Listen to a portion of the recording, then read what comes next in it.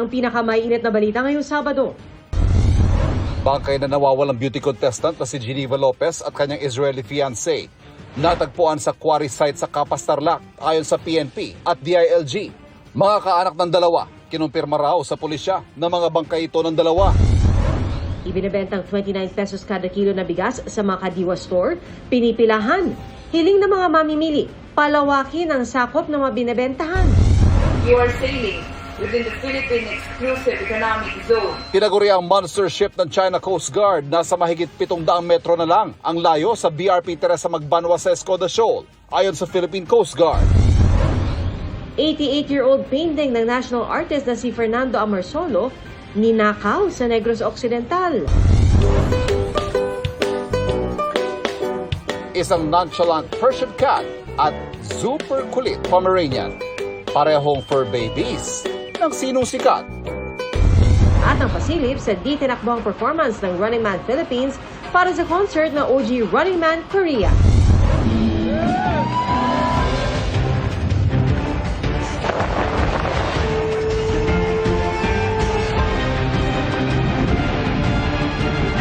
Nakatuto kami.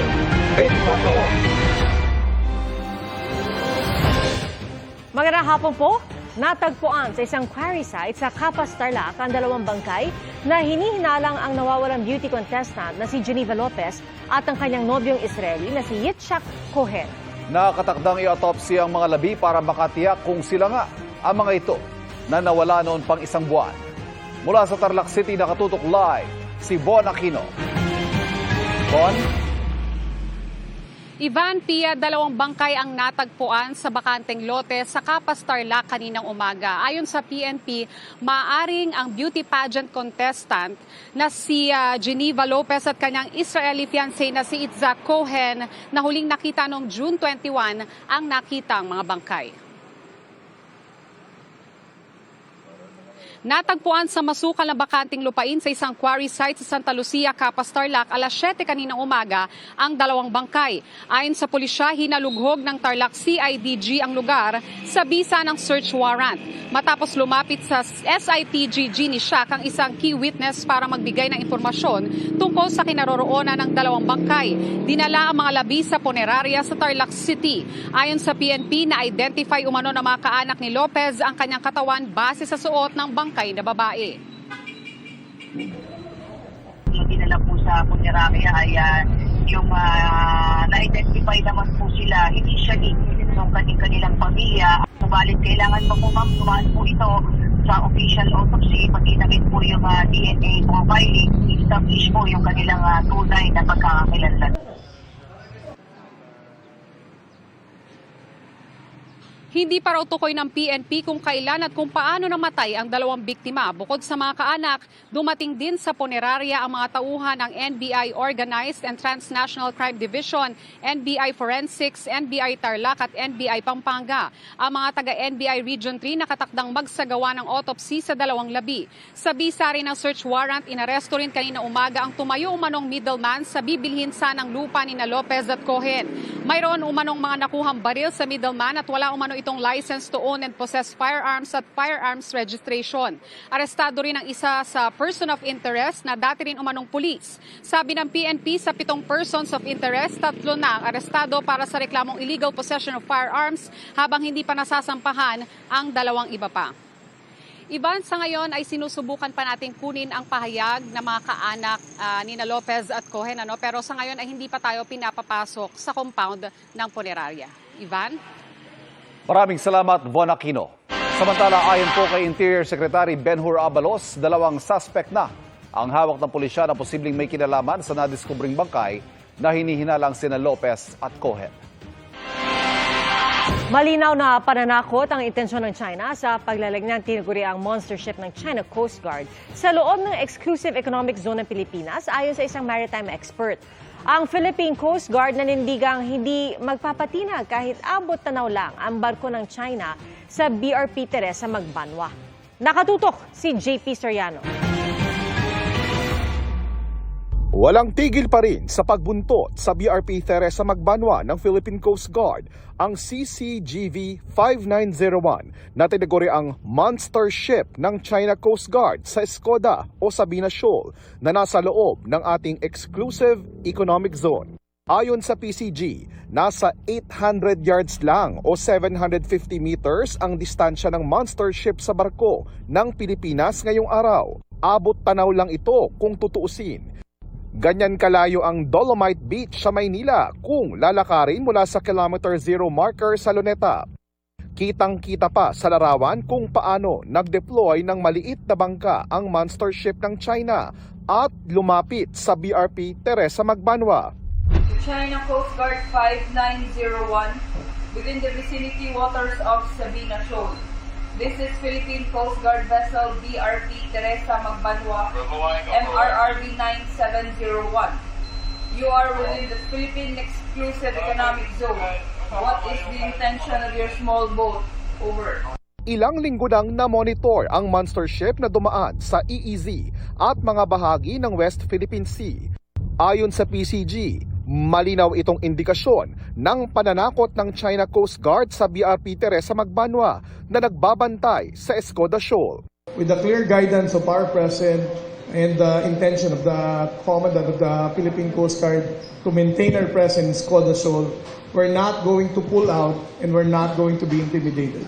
Wala pang natatanggap na opisyal na report ang Department of Foreign Affairs kaugnay sa pagdaan ng Chinese monster ship sa EEZ ng Pilipinas.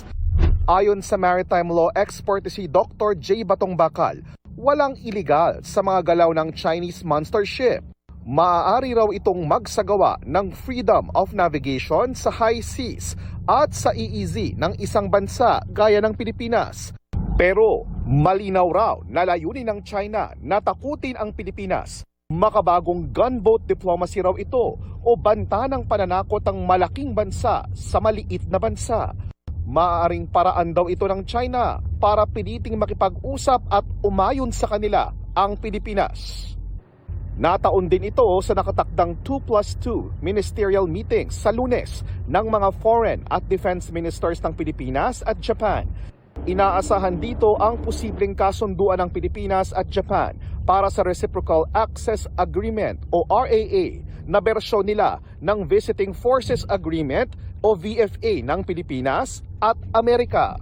Di raw ito nakatuon sa China pero muling giniit ng Japan na tinututulan nila ang mga agresibong aksyon ng China sa West Philippine Sea. Wala pang tugon ang Chinese Embassy sa Pilipinas kaugnay sa pahayag ng Japanese Embassy. Pero nauna nang sinabi ng Chinese Embassy sa Pilipinas na nagkasundo ang Pilipinas at China na itutuloy ang mapayapang pag-uusap para magkasundo at maiwasan na ang gulo sa Ayungin Shoal at sa West Philippine Sea. Para sa GMA Integrated News, JP Soriano, nakatutok 24 oras. Timbog sa buy-bust operation ng isang lalaki at kasabwat nito sa pagbebenta ng iligal na droga. Ang kanila raw mga parokyano o mga estudyante. Yan ang tinutukan ni Jomer Apresto.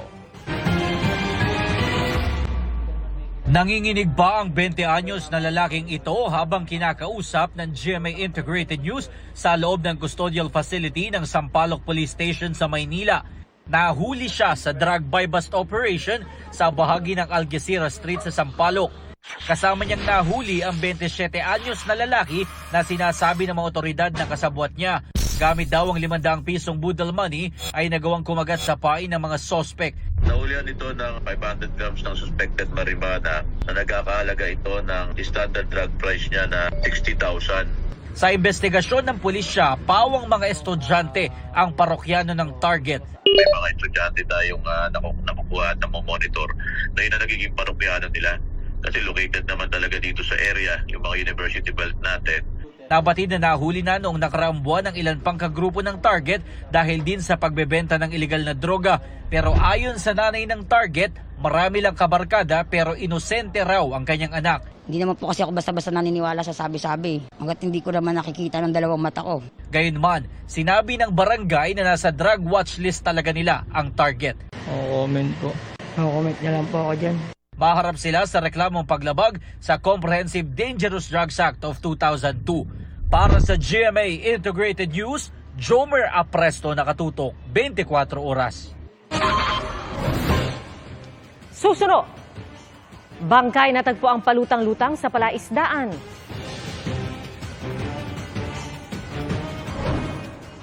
Illegal na klinik, eksklusibo lang umano sa mga parokyanong taga-Pogo. Sinalakay ng NBI.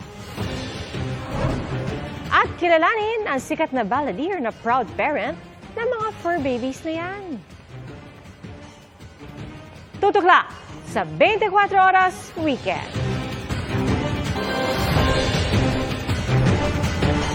Arestado ang isang CQ sa Cavite matapos umanong saksakin ang kapwa niyang CQ. Ang katawan ng biktima natagpuan ng pulis sa isang fish pond nitong Webes. At nang maiahon, nakita ang mga sugat sa braso at katawan. Ayon sa pulisya, security guard ang biktima na nakapag-inuman pa sa kanyang mga kasamahan noong gabi bago makita ang bangkay. Nakita rin sa lugar ang bolong pinaniniwala ang ginamit sa pagpaslang. Nakita rin ang mga bakas ng dugo sa logbook at coffee kettle ng biktima sa barracks. Indikasyon na dito nangyari ang krimen. Arestado na ang suspect na todo tanggi sa krimen pero hindi nagbigay ng pahayag. Inireklamo na ng murder ang suspect. Abiso sa mga motorista sa ika-4 na sunod na linggo, may inaasahan muling oil price hike sa susunod na linggo. Sa tansya ng kumpanyang Uni-Oil, mahigit piso nakamagdagdag singil sa gasolina. Posible namang tumaas ang hanggang 70 sentimo ang kada litro ng diesel. Sa tansya ng GMA Integrated News Research, posible maging 56 hanggang 84 pesos ang kada litro ng gasolina sa Metro Manila sa susunod na linggo at 52 hanggang 71 pesos naman ang kada litro ng diesel. Ayon sa Department of Energy Oil Industry Management Bureau, ilan sa dahilan ng taas presyo ay ang tensyon sa Middle East, bigla ang pagkabig sa inventaryo ng krudo ng Amerika at paghahanda sa fuel demand ng mga bansang magsisimula na ang summer o tag-init. Dahil sa nakambang oil price hike, ilan sa mga kapuso natin ang matyagang pumila ngayon para magpakarga sa mga gasolinahan gaya sa Fairview sa Quezon City. Sinasamantala nila ang presyo ngayon bago ang taas presyo. Kasabay ng kalat-kalat na pag-ulan na balot ng smog ang ilang lugar sa bansa kahapon. Ayon sa Pag-asa, asahang mararanasan pa rin yan hanggang bukas dahil sa umiiral na Intertropical Convergence Zone o ITCZ. Nakatutok si EJ Gomez.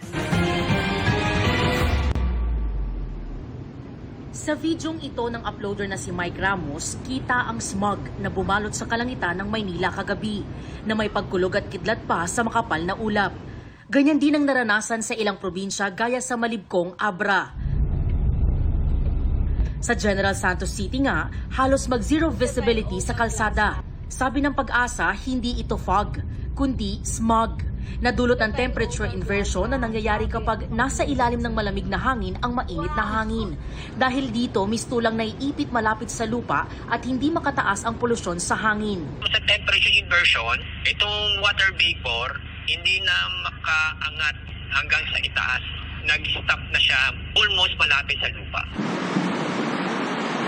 Dagdag ng Pag-asa, nararanasan ng masmag na kalangitan kasabay ng kalat-kalat na pag-uulan, kulog at kidlat sa maraming lugar sa bansa dahil sa Intertropical Convergence Zone. Nakita namin mga nasa tema pag-uulan katulad kahapon kasi umiirap pa rin yung ITCZ sa bansa. So asahan po natin nangyari kahapon for today sa ngayong Sabado. Pasado alas 4 ng madaling araw, ganito ang eksena sa UP Oval sa Quezon City. May kakapalan ng smog. Kaya ang early risers na si Tatay Django at Marino, mas inagahan daw ang jogging ngayong araw para rin di abutan ng ulan. Kasi pag malakas ng ulan, talagang hihinto kami. Pag medyo maambon o kaya malamig, mas maganda sa amin yon bilang runner. Sabi ng Pag-asa, yung Sundays medyo gaganda pa noon kumpara kahapon kasi hihina ang ITCZ. Para sa GMA Integrated News, EJ Gomez, nakatutok, 24 oras.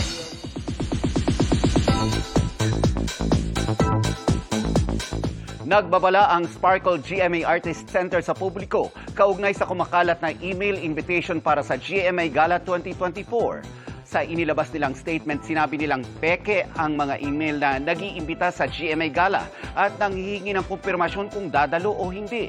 Paalala ng Sparkle sa mga makakatanggap nito, huwag basta-basta magbigay ng kahit anong personal information. I-contact lang daw ang kanilang mga official channel kung may mga katanungan. Abangan! Pagnanakaw ng cellphone sa isang arcade sa Cebu. Huli ka! Batang naligo sa dagat, patay, matapos madikitan ng dikya. At ang pasilip sa performance ng Running Man Philippines cast sa concert ng OG Running Man Runners. Tuloy-tuloy ang pagtutok sa 24 Oras Weekend.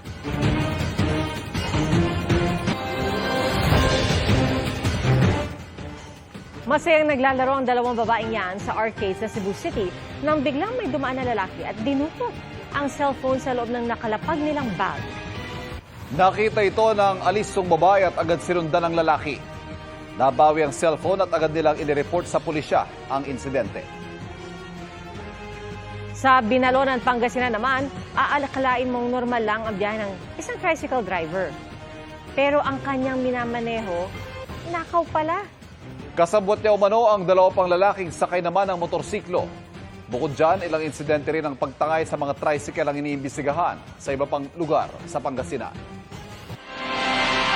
Isang truck ang nagliyab sa gitna ng kalsada sa Bacolod City. Isang bodega ng foam at plastic naman ang tinupok ng apoy sa Coronadal City. Ang mga sunog sa probinsya sa pagtutok ni JP Soriano.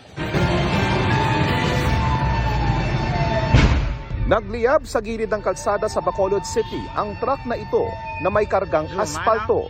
Hirap sa pag-apula ang mga rumespondeng residente at motorista dahil sa bilis ng pagkalat ng apoy. Pagdating ng mga bombero, napuksa na ang apoy. Ayon sa BFP, nagulat ang driver ng truck nang nagliyab ang transmission line ng truck. Wala namang nasaktan sa insidente. Sa Cabancalan City, Negros Occidental, isang ancestral house ang nasunog. Luma at sira na ang ilang bahagi ng bahay kaya mabilis kumalat ang apoy. Ang ancestral house nila, which is na 1960s pa na sa, naguba na ng atopya.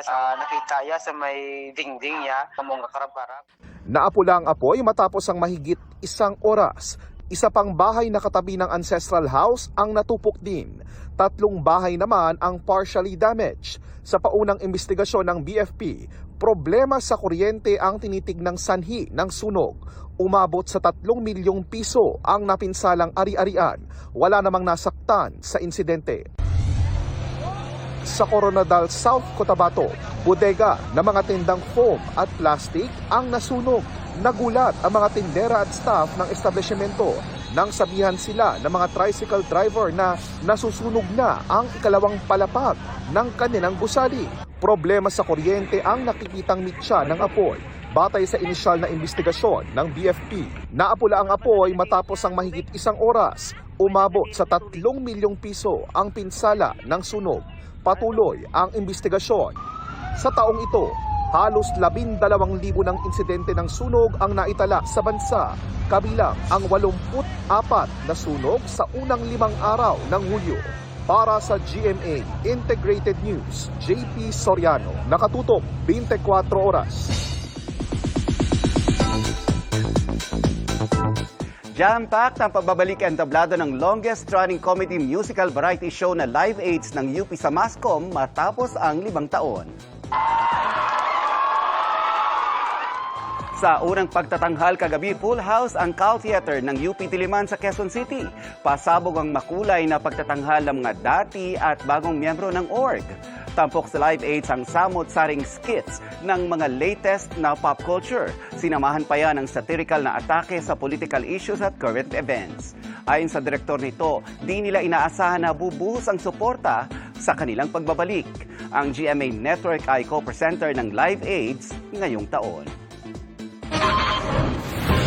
Huwag palampasin. Batang nadikya matapos maligo sa dagat, nasawi.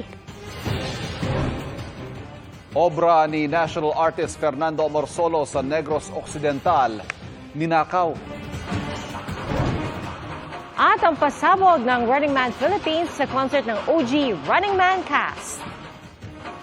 Wala pa din ang pagtutok sa 24 Oras Weekend.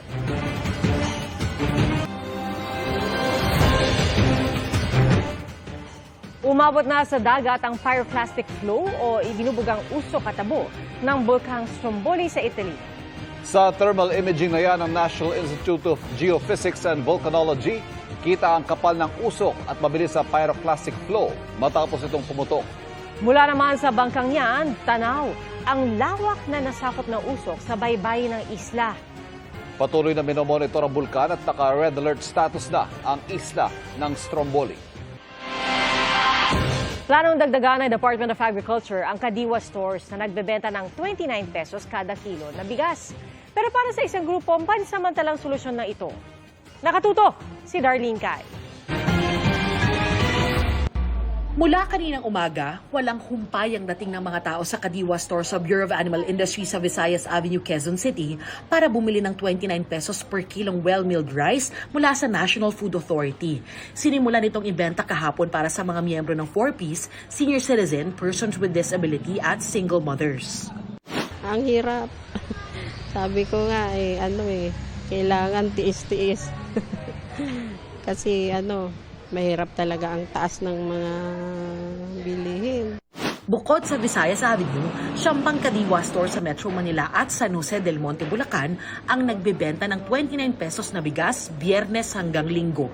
Malaking bagay kasi ang matitipid mo sa tindahan sa amin 50 puro pinakababa eh. Magkano yung matitipid mo by 25? Yun ang gusto ko sana magtagal para kahit pa paano makaraos-raos naman. Sa palengke kasi, gaya sa Commonwealth Market sa Quezon City, 48 to 50 pesos ang kilo ng well-milled rice na gaya ng ibinibenta sa Kadiwa stores. Sabi ng rice retailer, hindi nila kayang tapatan ang presyo ng Kadiwa. Masyado mababa yung 29. Pero kung magkakaroon po ng ganun, tapos kami mabibigyan, maganda kasi lalong dadami yung tao. Ang hiling ng mamimili na si Cherry, sana raw buksan sa lahat ng 29 pesos na bigas at dagdagan pa ang tindahang nagbebenta nito. Minsan ma'am, 2 beses lang kumakain sa araw. Pinaplano na raw ng Department of Agriculture na dagdagan sa mga susunod na linggo ang Kadiwa stores na nagbebenta ng 29 pesos na bigas. Pero duda ang Philippine Chamber of Agriculture and Food Incorporated kung kayang ipagpatuloy ang 29 peso rice program. Baka ako nagkakaroon lang ng maling pag-asa ang mga tao na sustainable yung magiging stock ng bigas. Unless the government will really have to shoulder the losses, no? Kasi yung bigas na yan binili ng siguro mga 50 pesos to 55 pesos. Pero nanindigan sa programa ang DA. Regularly naman pong bumibili ang ating NFA. So sabi nga natin, sustainable siya. Kasi basta po hindi naman po nagalaw yung buffer stock, talagang ibibenta po nila yan. Sabi naman ng Samahang Industriya ng Agrikultura o SINAG, pansamantalang solusyon lang ito. Ang pangmatagalang solusyon pa rin daw ay pagpapalakas sa sektor ng agrikultura at suporta sa mga magsasaka. Hindi ito nakakatulong doon sa pagbaba ng presyo ng regular meal at well-milled rice. Mas mabuti na lang ibigay yung tarif na makokolekta sa ating magsasaka and bumili ng palay at 23 pesos. Para sa GMA Integrated News, Darlene Kai, Nakatutok, 24 Oras. Ninakaw at hinahanap ngayon ang isa sa mga obra ng national artist na si Fernando Omarsolo na nakadisplay sa museo sa Silay, Negros Occidental. May persons of interest na ang pulisya sa pagkawala ng painting. Nakatutok si Eileen Pedreso ng GMA Regional TV.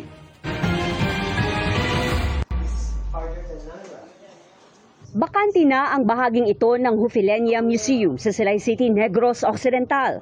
Dito nakadisplay ang mga mamahaling art collection, kabilang ang 88-year-old na painting na Mango Harvesters ng national artist na si Fernando Omarsolo. Nilikha ito noong 1936 at pagmamayari na ngayon ng namayapang si Ramon Hufilenia. Ayon sa nagtatrabaho sa museum, nadiskubring nawawala ang obra noong Miyerkules, July 3. Dahil kulang daw ang tour guide noong araw na iyon at nagkataong marami ang mga bumibisita sa museum, hindi umano na malaya ng mga tour guide na umakyat na sa second floor ng museum ang mga magnanakaw. Parang they know already. Pagkasaka pa lang nila, hibalaan nila na amo ng kwaon nila. They studied already. Pati yung mga timing sa mga tour guiding here. Hawak na ngayon ng Silay City Police ang CCTV video ng museum. May persons of interest na rin daw ang pulisya kaugnay sa pagnanakaw. Nakasangat lang siya sa dingding, sir. Ginkuha lang din siya daw patago lang sa pagtalikod na sa ibang mga guest na nag-visit sa museum.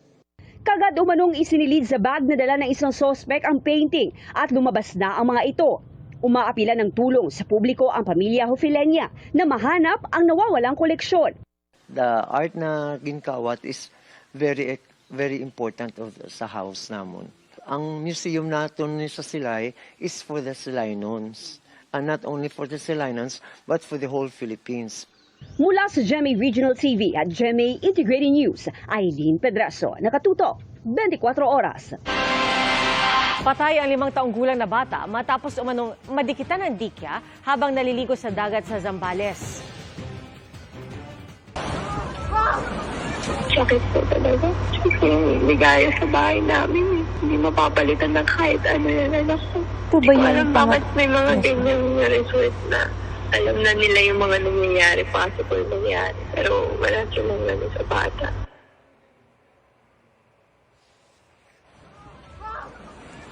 Kwento ng ina ng bata, wala umanong abisong may banta ng jellyfish sting ang resort. Isang tauhan ng beach resort ang sumaklolo pero nawala ng malay ang bata. Tinakbo pa siya sa ospital pero binawian din ng buhay ang bata habang ginagamot.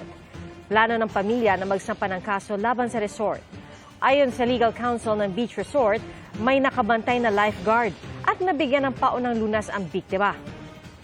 Magbibigay raw sila ng kaukulang tulong para sa naiwang kaanak ng biktima.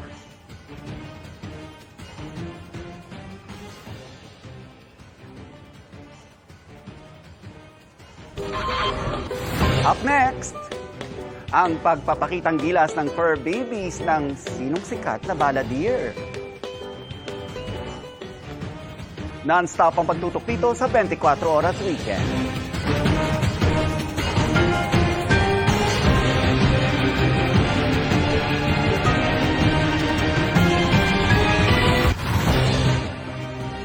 Nilusob ng NBI ang umano'y illegal na klinik ng mga Chinese pogo worker sa Makati City. Nakatakas naman ng isang Chinong doktor na nagre-reseta umano ng hindi aprobadong mga Chinese medicine. Nakatutok si Jonathan Andan. Armado ng search warrant, hinalughog ng National Bureau of Investigation ang illegal na klinik na ito sa Barangay San Isidro, Makati na ang lisensya ay pangbutika lang. Eksklusibo umano ito sa mga pasyenteng Chinese na karamihay pogo workers. They admitted that they are pogo workers. Sabi nung mga itong pasyente na natagpuan natin, ang doktor nila ay Chinese na babae. Pero walang nadat ng doktor na Chinese kanina sa 3 palapag na gusali. Hinala ng NBI, isa ito sa 2 Chino na nakatakas paglusob nila. Kung saan sila tumalon sa ibang mga bakuran dito, mga iskinita, bubong. Sinika po talagang habulin, ngunit hindi po sila naabot. Ang nadatnan lang ay ang 4 na Chinese na pasyente at 7 Pilipinong staff ng klinik, kabilang ang 2 Pilipinong doktor na tumangging humarap sa kamera. Puro ang sagot nila, wala silang alam dito. Ang pasyente daw nila mga Pilipino. But talagang during our surveillance, nagkikater lamang sila sa Chinese. Sabi ng NBI, hindi lisensyado sa Department of Health ang klinik na ito at ang mga nakitang Chinese medicine nakumpirma rin ng NBI na hindi rehistrado sa Food and Drug Administration. Butika lang ang lisensya nitong establishmento na ito, pero pag pinasok mo, ito yung isa sa mga kwarto rito, meron ka makikitang ultrasound machine na yung program in Chinese characters pa. Tapos meron ding ECG machine, meron ding medical bed, tapos meron pang ganitong klaseng kama na parang pang-pap smear. Ang illegal na klinik na ito konektado raw sa isang illegal na pogo sa Calabarzon na binabantayan ng NBI. Meron silang binabantayan doon na pogo hub, kaduktong ito. So nauna lang ito, but then Ayun, pero wag na muna nating i-detail yun, kaya natuntun. Dadalhin ng NBI sa kanilang headquarters ang 11 Pilipino at Chinese na nadatnan dito para imbestigahan. Para sa GMA Integrated News, Jonathan Andal, nakatutok, 24 oras.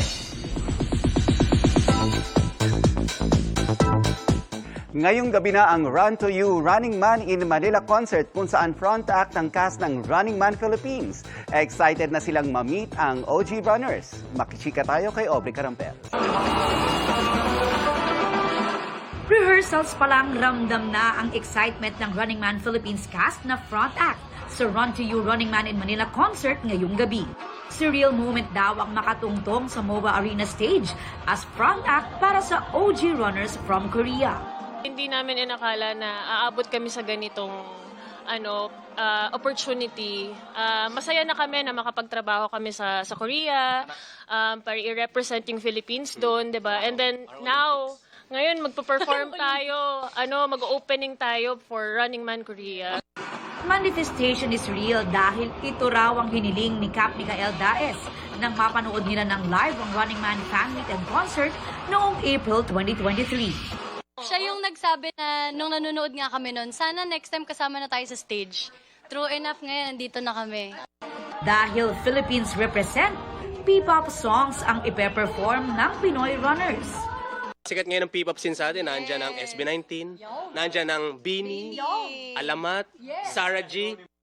After ng show, may chance din daw silang ma-meet ang OG Korean runners, including Haha, na na-meet na nila nang mag-guest sa Running Man Philippines Season 2. Mapapanood na bukas ang episode na yan. Excited din kami sa mga fans talaga ng Running Man kasi syempre parang ang saya lang din talaga. Sila rin nag-manifest din sila na sana makasama namin sila. Tapos yun nga nag-umpisa kay Haha and then now kasama na namin yung buong Running Man. Dream big na rin, malay nyo sa susunod, concert na ng Running Man Philippines dito sa MOA Arena. We are one, Running Man! Aubrey Carampel, updated sa showbiz happenings. Certified loving fur dad si Asia's romantic balladeer Christian Bautista sa kanyang fur babies na sina Nacho at Zorro. Meron din silang awesome tricks na i-share sa atin. Nagbabalik si Aubrey Carampel. Tiyak na mapapahiya ang nag-imbento ng kasabihang parang aso't pusa kung mag-away kapag nakilala nyo ang fur babies ni Asia's romantic balladeer Christian Bautista. Meet Nacho, the nonchalant Persian cat, at ang super kulit teacup Pomeranian na si Zorro. Magkaiba man daw ng personality, certified besties daw sila. Away bate minsan, so ito yung mas makulit, lagi niyang ginugulo to. Ito yung introvert, kaya siguro kami match. Siya yung nonchalant. Nonchalant. Siya yung nonchalant. Ito yung mas, ito yung showbiz. Si Zorro kahit na super liit, wag daw ismulin dahil marami siyang awesome tricks. Sit. Good boy. High five. Yay! Shake. Yay! Grabe naman. Sit. Paw in. Yay! Si Nacho naman madalas daw may catitude. Huwag mo kami pansinin. Oh! Tumataas yung tenga. Diba? Tumataas yung tenga. Maging ka masungit. Oh! Kayang-kaya. Pero sobrang lambing din, lalo na kay Daddy Christian. Try natin kiss. Thank you. Ang nakakatawa dito kay Nacho, pag 5 a.m., manggigising na yan. Ay, bakainin mo na ako. Or pag midnight, ay, laro tayo.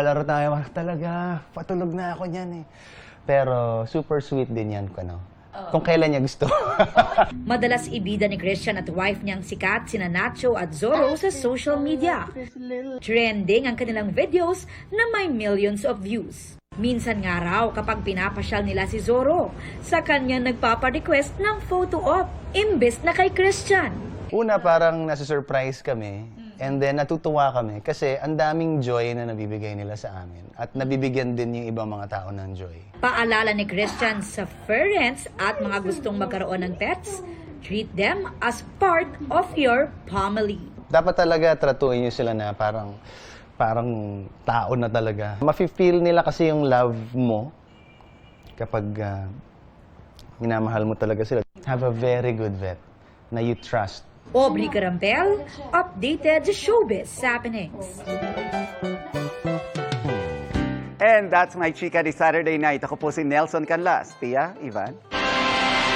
Thank you, Nelson. At yan po ang mga balita ngayong Sabado para sa mas malaking misyon at mas malawak na paglilingkod sa bayan. Ako po si Pia Arcangel. Ako po si Ivan Mayrina mula sa GMA Integrated News, ang News Authority ng Pilipino. Nakatutok kami 24 oras